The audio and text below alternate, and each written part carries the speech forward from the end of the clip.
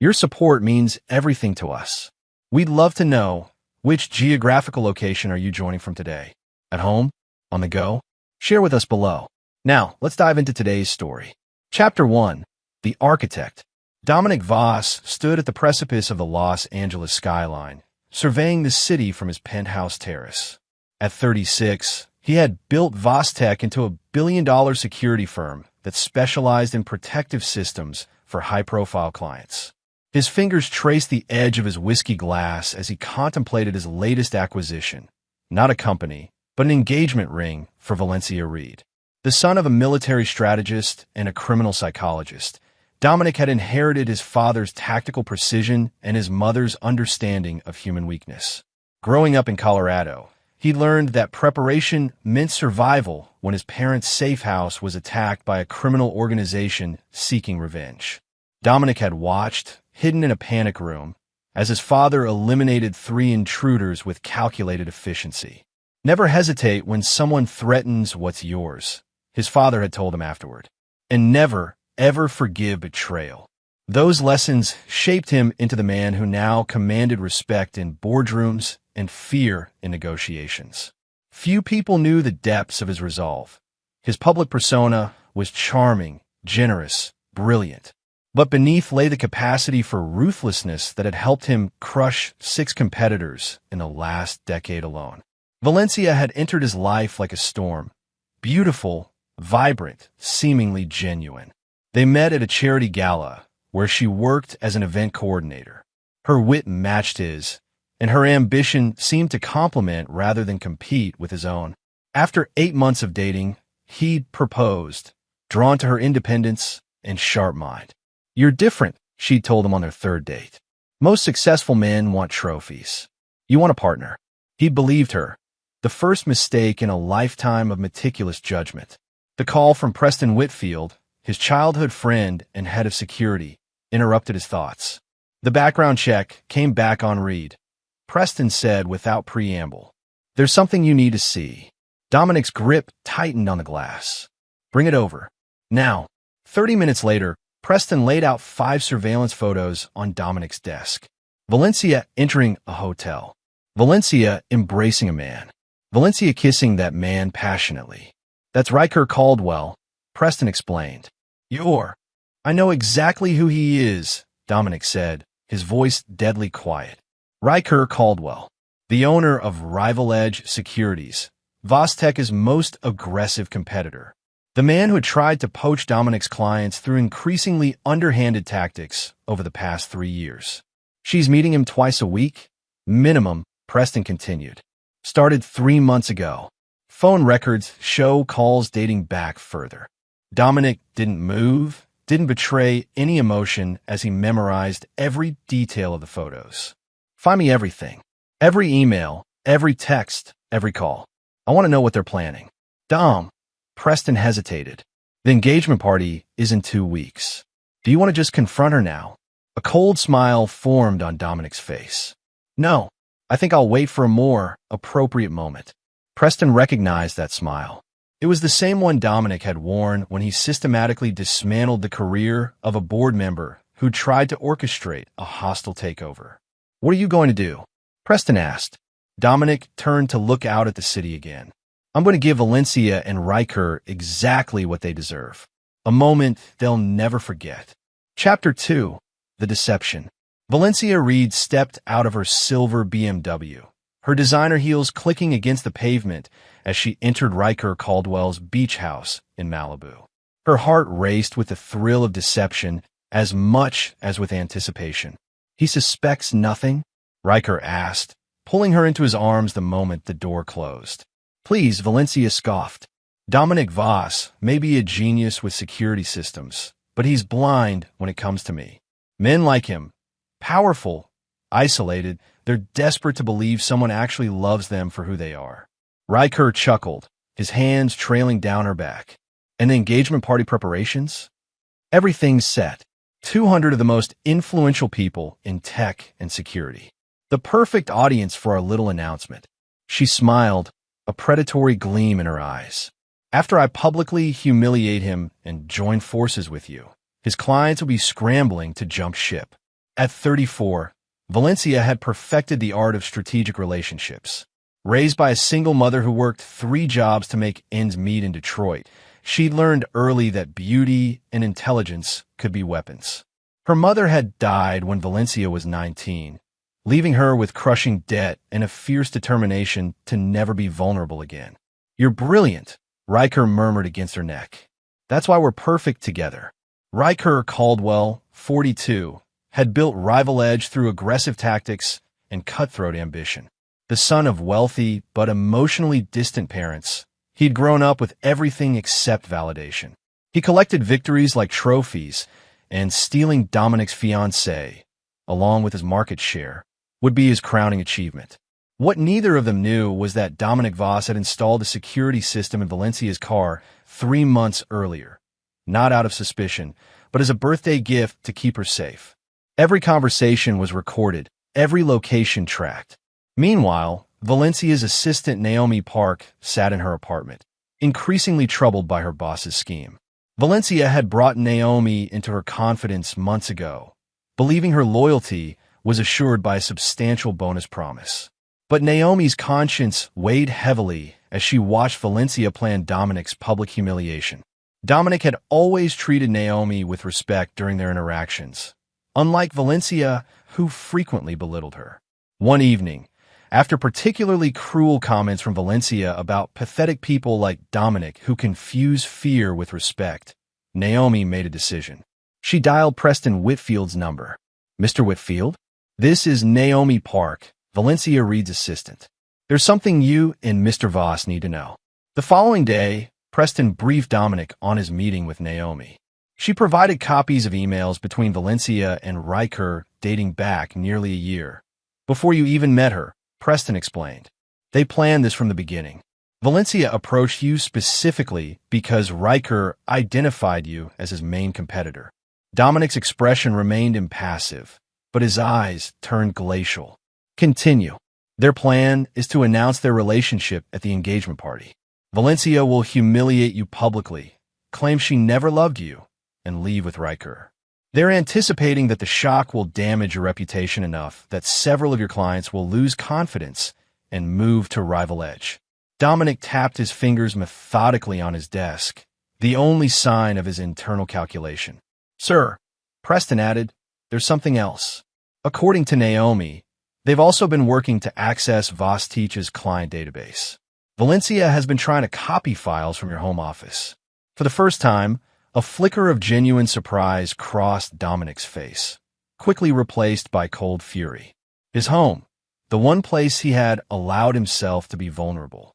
"Preston," Dominic said, his voice unervingly calm, "I believe it's time we prepare a special surprise for our engagement party." Chapter 3: The Infiltration. For the next week, Dominic continued his routine as if nothing had changed. He smiled at Valencia over dinner, discussed wedding plans, and pretended not to notice when she worked late. In public, he played the role of devoted fiancé perfectly. In private, he set his plan in motion. First, he approached Naomi Park directly. The young woman was terrified when Dominic's car pulled alongside her as she walked home. "Ms. Park," he said, rolling down the window, "please, I'd like to talk." Inside a quiet cafe, Dominic studied Valencia's assistant. She was intelligent, observant, and clearly remorseful about her involvement. "Why did you come forward?" he asked.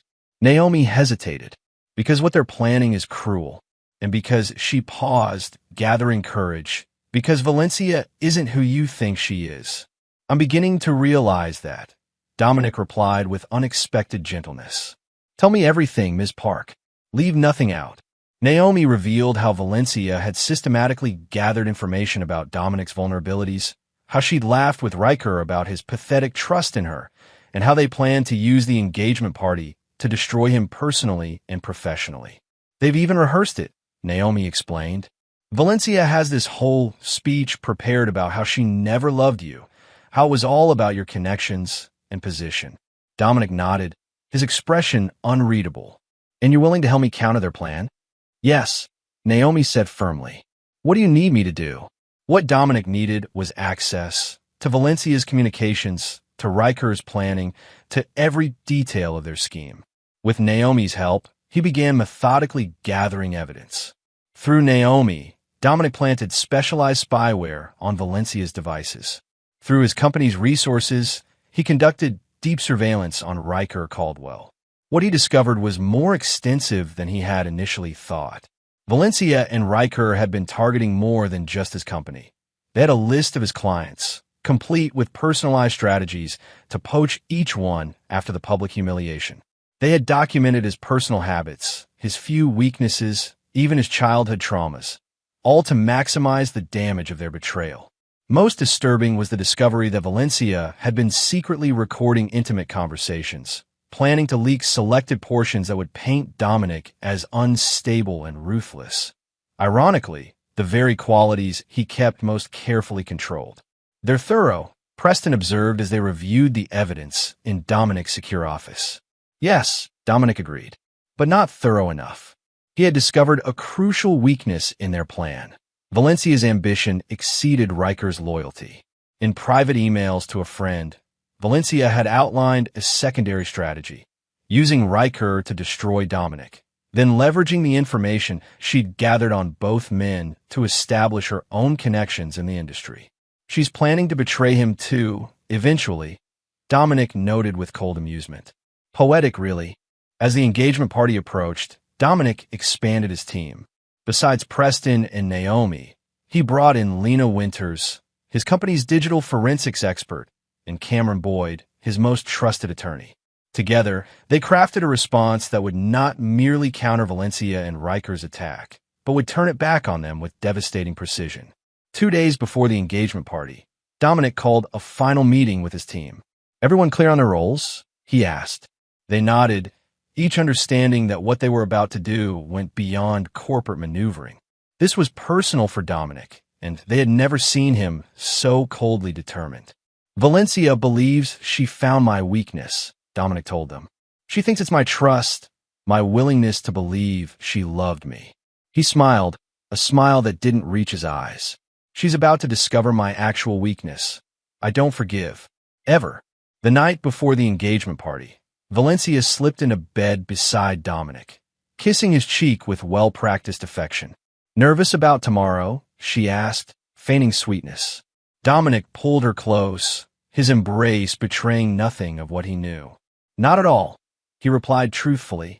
"I've been looking forward to it for weeks now." In the darkness, Valencia smiled, believing it was the smile of a man blissfully unaware of his impending humiliation. She couldn't see Dominic's eyes, cold, focused, and already seeing the aftermath of the destruction he had planned for her and Riker. The stage was set. Chapter 4. The Revelation. The grand ballroom of the Archer Hotel gleamed with elegant decorations for what Los Angeles society believed was a celebration of love. Crystal chandeliers cast a warm glow over 200 guests, technology executives, security experts, venture capitalists, and social elites. Valencia Reed moved through the crowd like a queen, resplendent in a custom-designed white gown that hugged her figure perfectly. She accepted congratulations with practiced grace, her eyes occasionally meeting Riker Caldwell's across the room. He stood with a group of investors, handsome in his tailored suit, sipping champagne and checking his watch. At precisely 9:30 p.m., Dominic Voss took the stage. The room quieted as he tapped the microphone. "Thank you all for coming tonight," he began, his voice warm and engaging. "Valencia and I are overwhelmed by your support." Valencia moved toward the stage, right on cue. This was the moment they had planned. Dominic would invite her up, and instead of joining him in celebration, she would deliver her devastating announcement.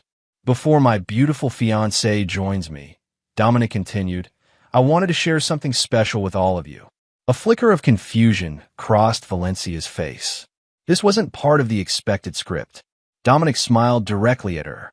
"Valencia has taught me so much about trust, about vulnerability, about what it means to let someone into your life completely." The crowd murmured appreciatively.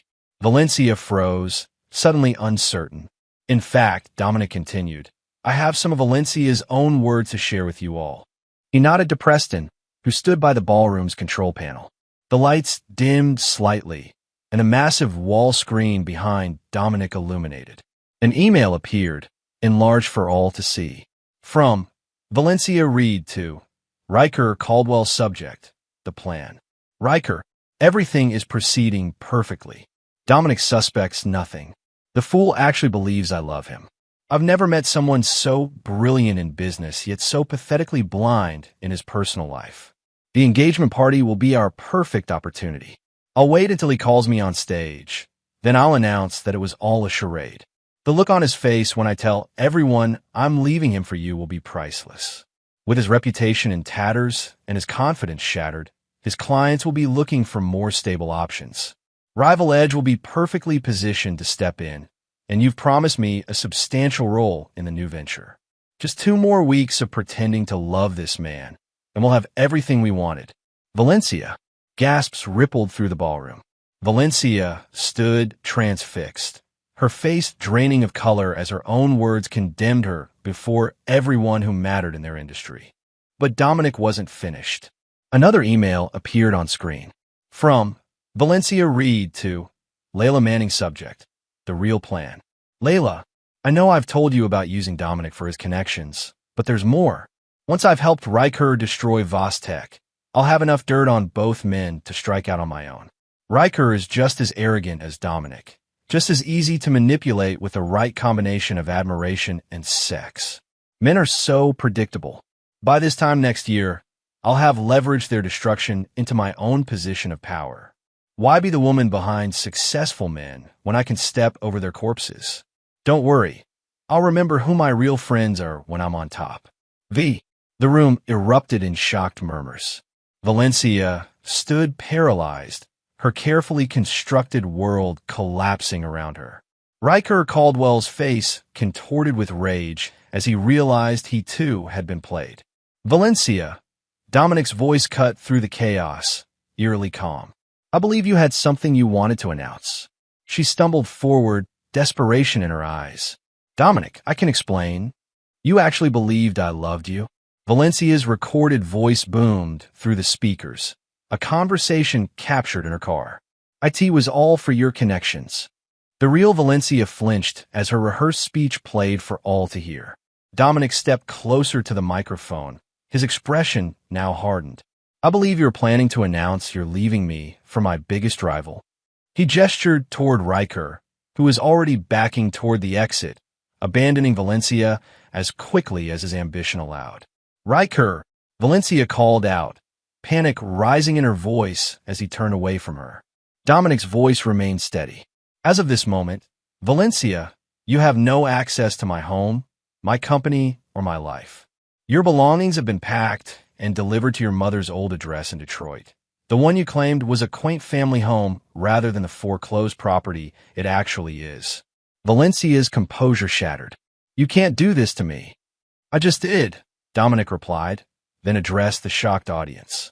Please enjoy the rest of the evening. The bar will remain open, and I hope you'll stay to celebrate what this night has truly become.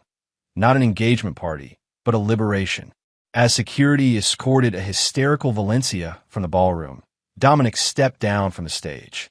The crowd parted before him, faces showing a mixture of shock, amazement, and newfound respect tinged with fear. Preston approached him quietly. That went exactly as planned. No, Dominic corrected. That was just phase 1. Chapter 5, The Aftermath. In the week following the engagement party, Valencia Reed's life unraveled with terrifying speed.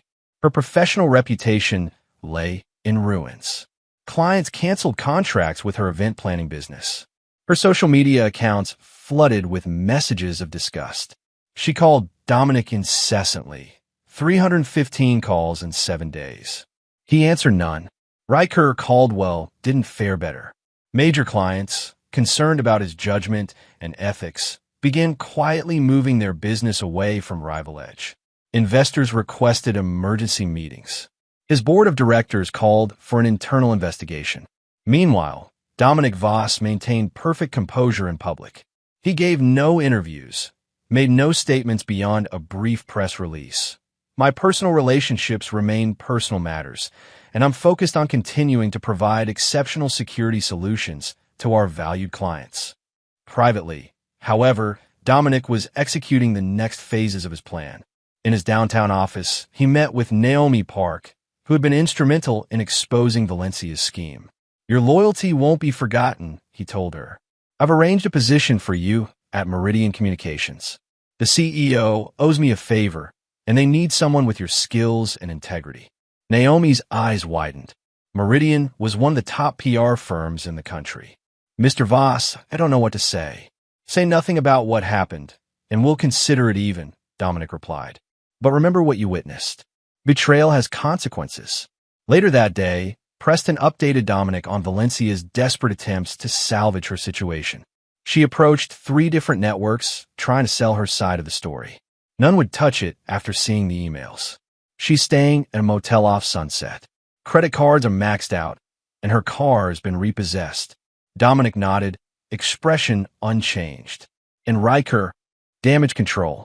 He's claiming Valencia manipulated him, that he was a victim too. Not many are buying it, especially after the recording of him discussing how to poach her client surfaced. Dominic allowed himself a small smile.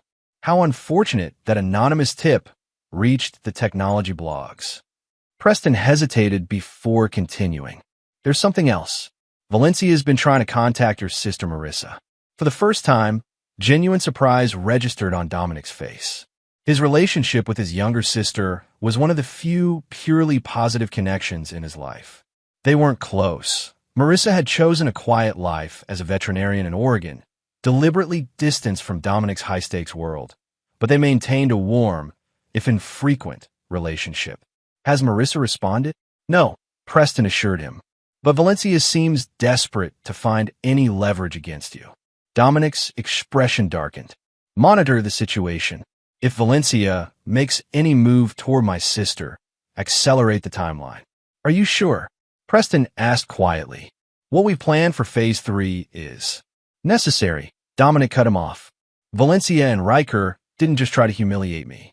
They attempted to destroy everything I've built. Actions have consequences." That evening, Dominic received an unexpected visitor at his penthouse. Lena Winters, his digital forensics expert, arrived with a flash drive.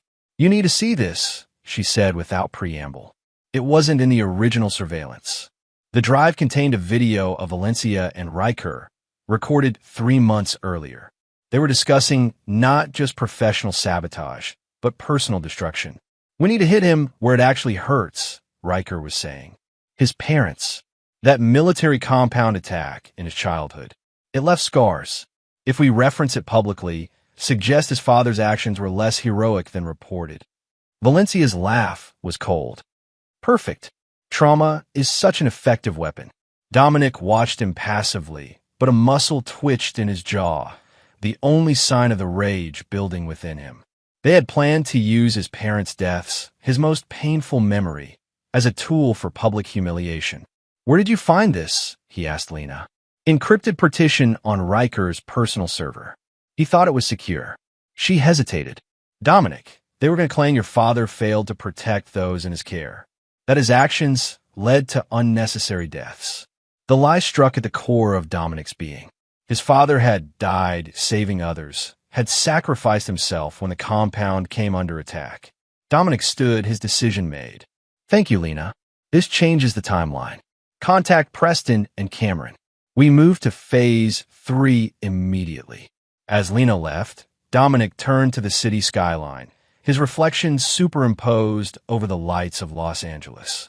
In that moment, his expression held no trace of the public figure known for controlled charm. This was the face few ever saw, the tactician who had learned from his father that some threats must be eliminated completely. Valencia and Riker had crossed a line they didn't even know existed. They hadn't just targeted his business or his heart. They had targeted his legacy, his very identity. For that, there would be no simple public humiliation, no mere professional setback. Dominic picked up his phone and dialed Preston. "Initiate scorched earth," he said simply, and hung up. Phase 3 had begun. Chapter 6, The Counterattack. Riker Caldwell strode purposefully through Rival Edge's headquarters, projecting confidence he no longer felt. The company's stock had dropped 12% since the engagement party fiasco. Two major clients had already jumped ship, with others sending ominous signals about reviewing their security needs. His executive assistant hurried alongside him. The board is assembled in the conference room. They're requesting immediate access to all communications between you and Valencia Reed. Riker suppressed a flash of panic.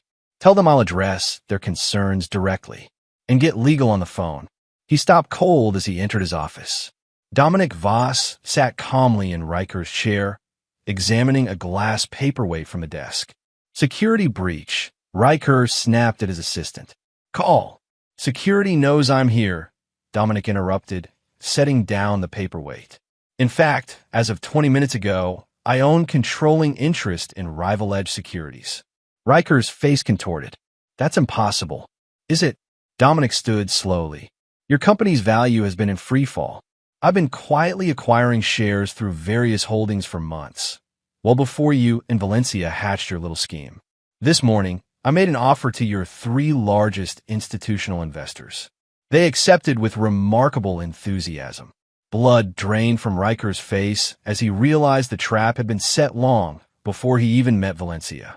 Why? He managed to ask. Dominic moved around the desk, his calm more terrifying than any display of anger. Originally, this was simply business. Rival Edge has valuable patents, a decent client list. I planned a standard acquisition. His eyes hardened. Then you made it personal.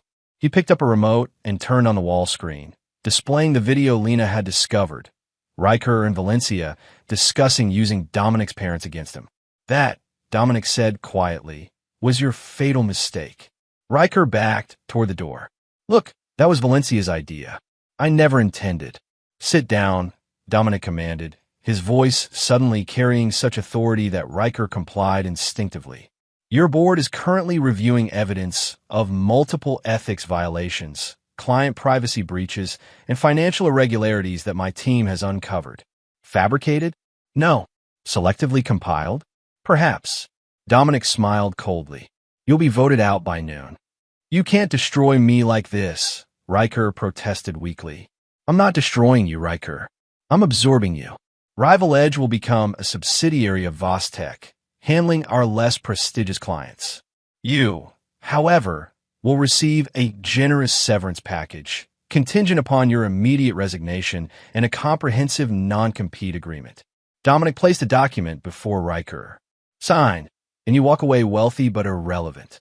Refuse, and I release everything we've found to the SEC, the press, and your clients. Riker stared at the document, realizing he had severely underestimated Dominic Voss. You planned this all along. You knew about Valencia and me before the engagement party. Of course I did, Dominic replied. I knew the day after your first meeting with her. Did you really think I wouldn't protect what's mine? Across town, Valencia Reed faced her own reckoning. Evicted from her motel when her credit card was declined, she had resorted to calling old friends for help. None returned her calls. As she sat in a coffee shop, nursing a single cup to maintain access to Wi-Fi, her phone displayed a news alert. Rival Edge Securities acquired by Vostech. CEO Caldwell resigns. Valencia's hands trembled. Riker had abandoned her, and now Dominic had destroyed him too. She was truly alone. Her phone rang, an unknown number. She answered desperately. Valencia Reed, a woman's professional voice responded. This is Cameron Boyd, legal counsel for Dominic Voss. Valencia's heart raced. Is he willing to talk to me? Please, I need to explain. Mr. Voss has no interest in further communication with you. Cameron cut her off. I'm calling to inform you that we've documented your attempts to contact his sister Marissa. Any further communication with Mr. Voss or his family will result in immediate legal action. I just need 5 minutes with him, Valencia pleaded. What does he want from me? Money? A public apology? Mr. Voss wants nothing from you, Cameron replied coldly. That's precisely the point. You no longer exist to him. After the call ended, Valencia sat frozen, the full impact of Dominic's revenge becoming clear. He hadn't just humiliated her publicly. He had systematically erased her from the life she had built. No career, no connections, no resources. Meanwhile, Dominic met with his core team, to finalize the Rival Edge acquisition. Rival Edge clients have been notified of the management change, Cameron reported. Most are staying, at least for now. And our special project? Dominic inquired. Preston nodded. The trust is established. Anonymous, untraceable to you. Dominic smiled slightly. Good. Transfer the funds. Later that evening, Valencia received another call, this time from a law firm she didn't recognize. Ms. Reed, I'm calling regarding the estate of Eleanor Reed, the attorney stated formally. Valencia's breath caught. Her mother had died with nothing but debts. There's been a development, the attorney continued. An anonymous trust has paid off all outstanding debts on your mother's property and established a maintenance fund. The house has been transferred to your name. I don't understand, Valencia whispered. Who would do this? The benefactor wishes to remain anonymous. All I can tell you is that the trust is called Consequences. As Valencia processed this information, another email arrived on her phone. It contained a one-way ticket to Detroit, scheduled for the following morning. Across the city, Dominic Voss sat alone in his penthouse, a glass of whiskey in hand. Preston had questioned the decision to provide Valencia with her mother's house. Why give her anything, he had asked. After what she planned, Dominic's answer was simple. Because now she'll know, every single day, that even her shelter comes from my mercy. That everything she has exists because I allow it. He had taken a sip of his drink. That's not kindness, Preston. It's ownership. As night fell over Los Angeles, the three players in this drama faced very different futures. Riker Caldwell, once a fierce competitor, now faced professional exile with a golden parachute that would never compensate for his lost reputation. Valencia Reed, once poised to humiliate a billionaire, now survived on his calculated charity. And Dominic Voss, seemingly the victim in their scheme, emerged more powerful than before. His company expanded, his reputation enhanced by his composed handling of betrayal. But Dominic wasn't finished. Not yet. Chapter 7. The Confrontation. 3 months after the engagement party, Valencia Reed lived a quiet existence in her childhood home in Detroit. The house had been immaculately restored, another reminder of Dominic's meticulous attention to detail. She had found work at a local event planning company, her talents still valuable even if her reputation was tarnished. Each night, she returned to the house that represented both shelter and prison. Every comfort she enjoyed came from the man she had tried to destroy. The psychological weight of this knowledge proved heavier than any direct punishment could have been. On a cold November evening, Valencia arrived home to find a sleek black car parked outside. Her heart stuttered when Preston Whitfield emerged. Ms. Reed, he greeted her formally. Mr. Voss requests a meeting. He's here, she asked, scanning the street nervously. No, but he's prepared to speak with you if you're willing. Hope flared in Valencia's chest. Perhaps Dominic had finally relented, was ready to hear her explanation, her apology.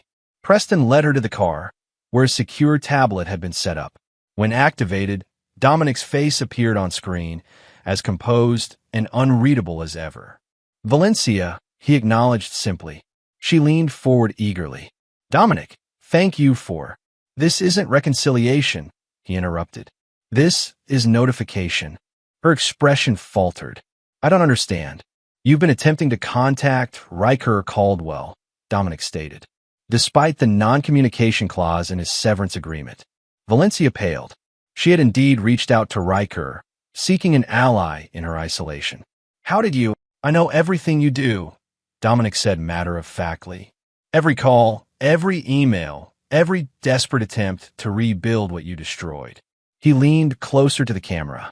I want you to understand something, Valencia. Your current situation isn't punishment.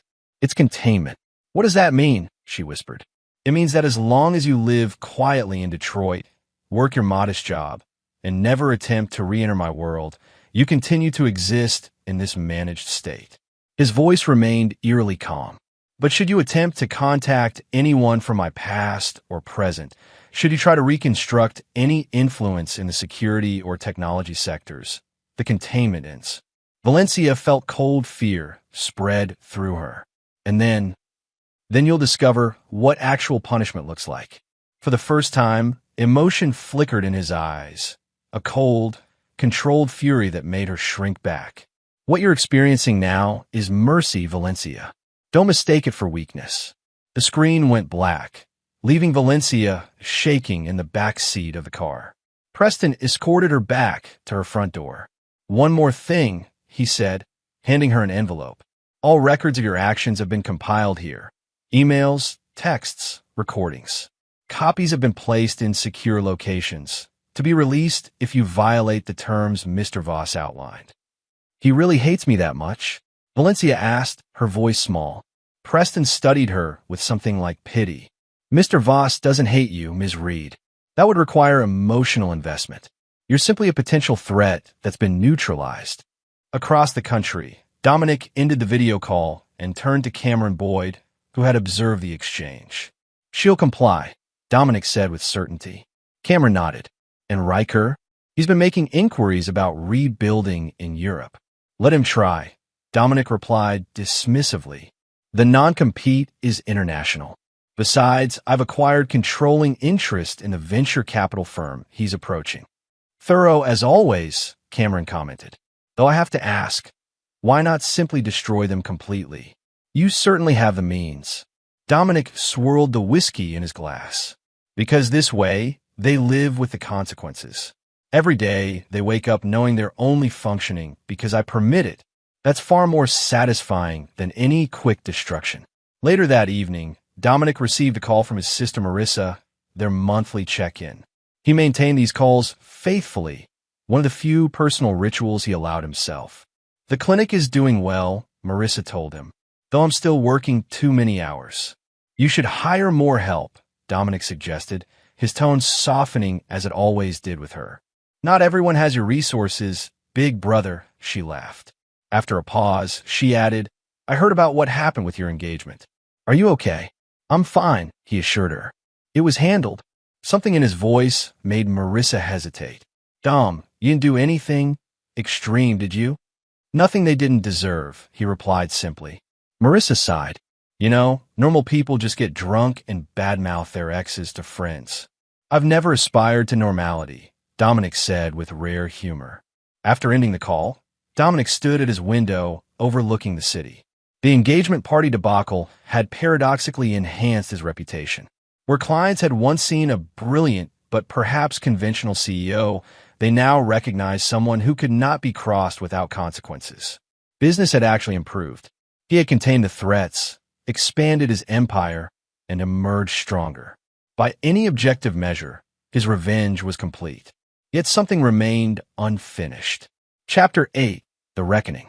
6 months after the confrontation in Detroit, Riker Caldwell found himself in Vienna, attempting to rebuild his career far from Dominic Voss's sphere of influence.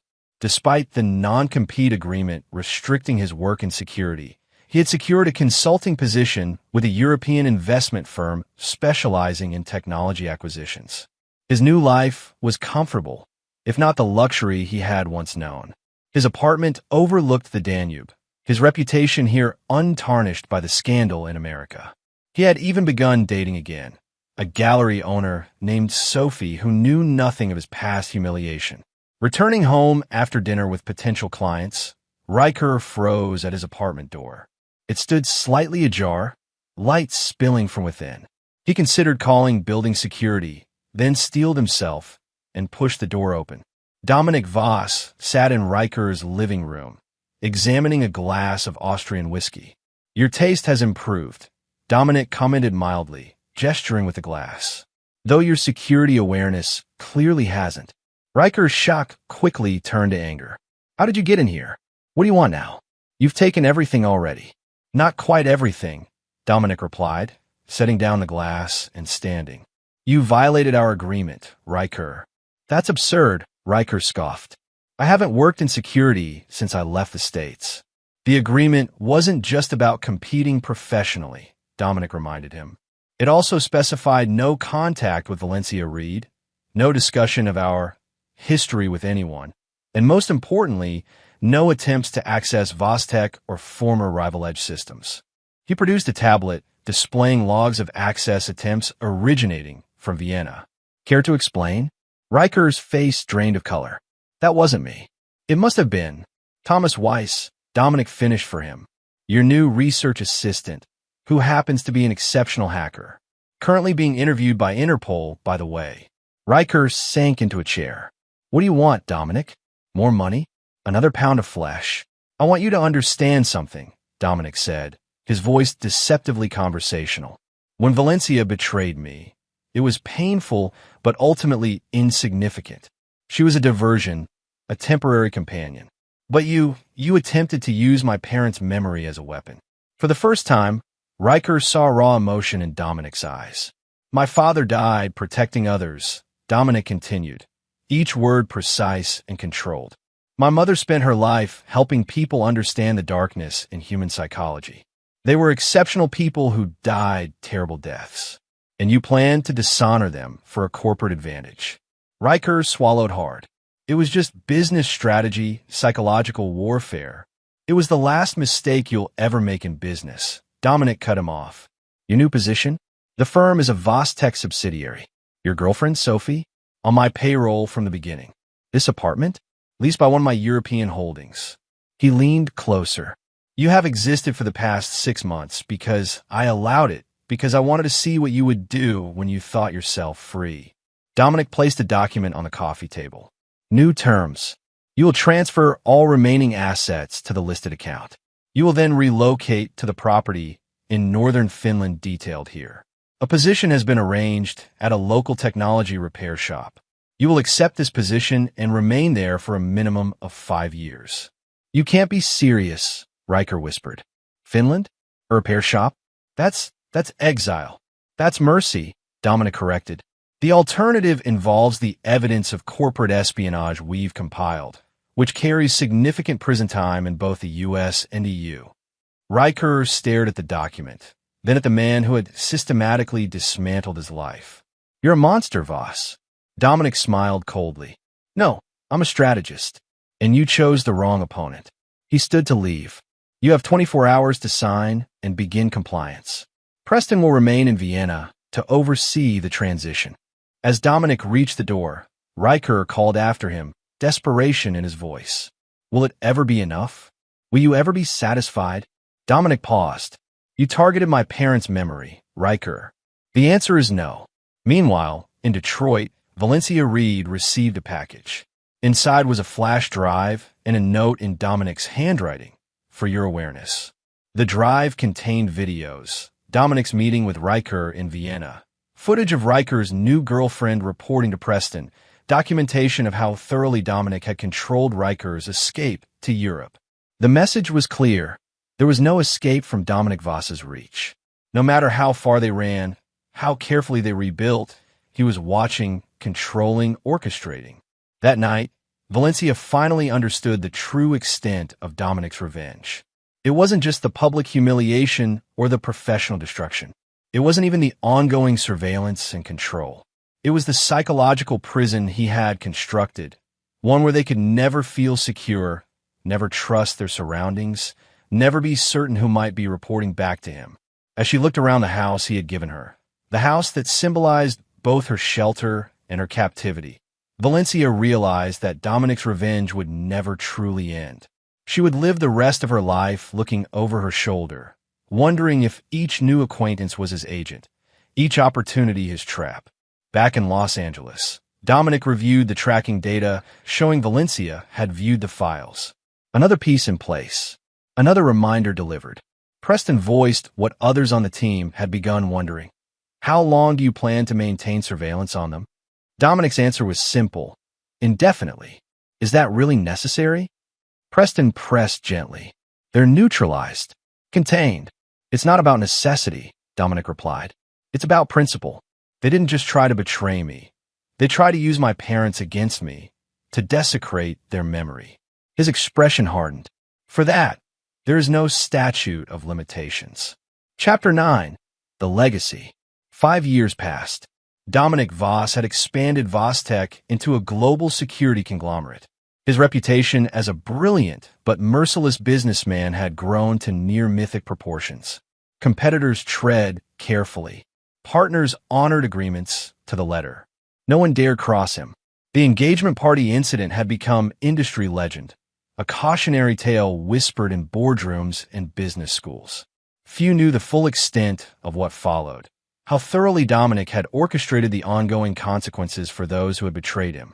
On a crisp autumn morning, Dominic visited his parents' graves at a private cemetery outside Los Angeles. It was the anniversary of their deaths, the one day each year he allowed himself to publicly acknowledge any personal vulnerability. As he placed flowers on the graves, he sensed someone approaching. His hand moved instinctively toward the concealed weapon he always carried. Still vigilant as ever, came a familiar voice. Dominic turned to see his sister Marissa, who had flown in from Oregon for the anniversary. They embraced briefly. "I wasn't sure you'd come this year," he said. "With the new clinic opening." "Some things take priority," she replied, placing her own flowers beside his. After a moment of silence, she added, "I heard about Valencia Reed." Dominic's expression revealed nothing. "What about her?" "She's trying to rebuild her life. Started a small event planning business in Detroit. Doing community work." Marissa studied her brother carefully. "Are you still watching her?" "Of course," Dominic replied matter-of-factly. "And Riker Caldwell? Still in Finland. Still exactly where he should be." Marissa sighed. "Dom, it's been 5 years. Don't you think it's time to let go? Move on?" Dominic turned to look at their parents' headstones. "They targeted our parents' memory. Marissa used their deaths as a tool." His voice hardened. "Some things are unforgivable. Mom was a psychologist," Marissa reminded him gently. "She'd say holding on to this is hurting you more than them." "Perhaps," Dominic acknowledged. "But it's my choice to make." As they walked back to their cars, Marissa made one last attempt. "You know, there's a difference between justice and vengeance. One heals, one perpetuates." Dominic smiled slightly. "I never claimed to be interested in healing, sister." Later that day, in his penthouse office, Dominic reviewed the latest surveillance reports. Valencia had indeed started a small business, was volunteering at a community center, had begun dating a local restaurant owner. Riker had settled into his circumscribed life in Finland, all fight apparently gone. Preston entered with a quarterly security briefing. After discussing business matters, he hesitated before asking, "Have you considered what Marissa suggested about scaling back the monitoring?" Dominic looked up, surprised. "You've been talking to my sister?" "She called me," Preston admitted. "She's worried about you, Dominic. Thinks you're stuck." "Interesting choice of word," Dominic mused. "Do I seem stuck to you, Preston? Vostek has tripled in value. We've expanded into 17 new countries. Professionally, you're more successful than ever," Preston agreed. "But personally, when was the last time you allowed anyone close to you?" Dominic waved dismissively. "I have no interest in repeating past mistakes." "Not everyone is Valencia Reed," Preston pointed out. "And constantly monitoring people who betrayed you years ago, it keeps you tethered to that moment." Dominic was silent for a long moment. Then he turned to the floor-to-ceiling windows overlooking Los Angeles. "You know what my father told me after the compound attack?" He said, "Dominic, never forget who caused you pain. Memory is power." "With respect," Preston replied carefully, "your father was a military man who lived in constant danger. You've already won. Valencia and Riker have been thoroughly defeated." "Have they?" Dominic turned back. "Or have they simply adapted to their circumstances? If I ceased monitoring them tomorrow, how long before they attempted to rebuild their lives on their own terms? Before they convinced themselves they had paid enough for their betrayal?" Preston recognized the immovable resolve in his friend's expression. "So the surveillance continues indefinitely." "Not indefinitely," Dominic corrected, "until I decide otherwise." He returned to his desk. "Now, about those expansion plans for Asia." That night, alone in his penthouse, Dominic reviewed footage of Valencia's new life. She appeared to be genuinely rebuilding, finding purpose in simpler circumstances than she had once craved. For a brief moment, something like doubt flickered across his mind. Was Marissa right? Was he the one trapped in the past? He closed the surveillance feed and poured himself a whiskey.